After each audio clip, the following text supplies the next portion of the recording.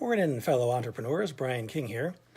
I just got off the phone with a colleague, and he shared something that a lot of my other colleague friends and some of my clients share, and that is the fear, the reluctance to ask people for business or even ask people for help. They say, well, I've always liked to be independent. I really don't like asking people for things. And I feel guilty. I feel like I'm bugging them, and I also don't like selling. I'm not a selling kind of person. I don't want to be too salesy. Well, then don't take that approach. The digital space when it comes to business is much different than old school sales. Like when you would walk into a place, you'd make a cold call and you would try and sell somebody on the spot, and you believed that you had this scarcity, this very closed window of time, this one opportunity where if you don't close it, you lose the sale.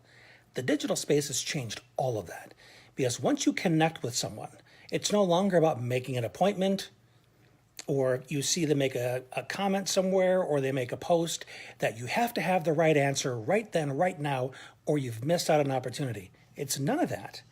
If anything, it requires more patience than people are used to having.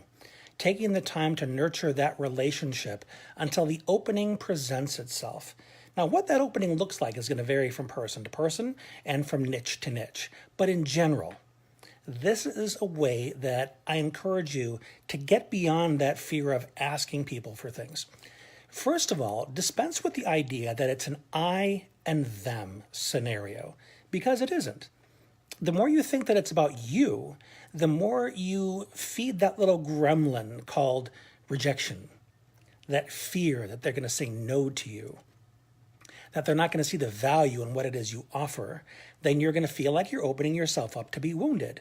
Well, get that I out of the equation as much as possible and change it to a we situation.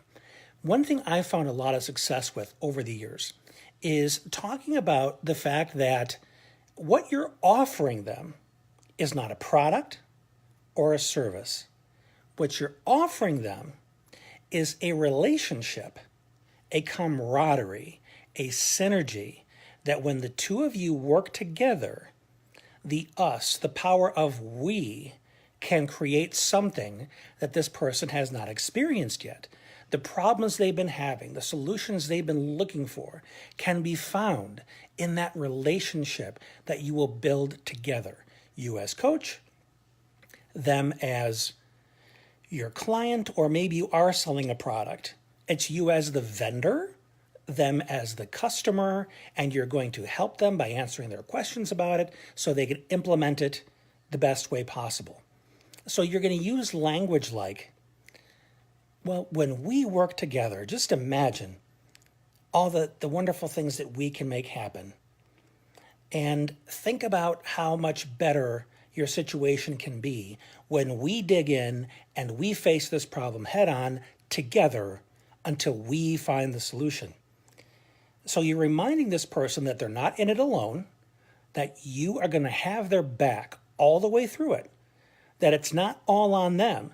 Because I've heard a lot of language like, well, when you buy this product from me, you have to make sure that you do exactly what the directions tell you and that you implement and you stay on schedule, you.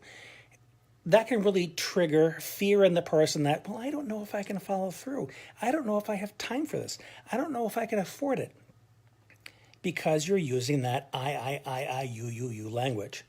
But the more somebody feels supported, the more they feel like that they kind of have permission to fall because you're going to be there to help them get back up, that is a much more powerful thing to envision for themselves than the idea that it's buyer beware, educate yourself, all sales final, no refunds. Once you bought this, you're on your own, and if it doesn't do what you want it to do, you're up the creek without a paddle.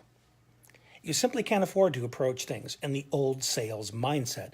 You need to do it in the new relationship-driven, collaborative way of doing things and speak in that manner.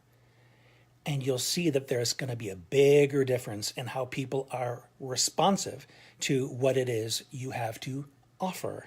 And what you are offering is the opportunity to create a we so that we can succeed together, so we can go on this journey, so we can help you find the solution that's best for you.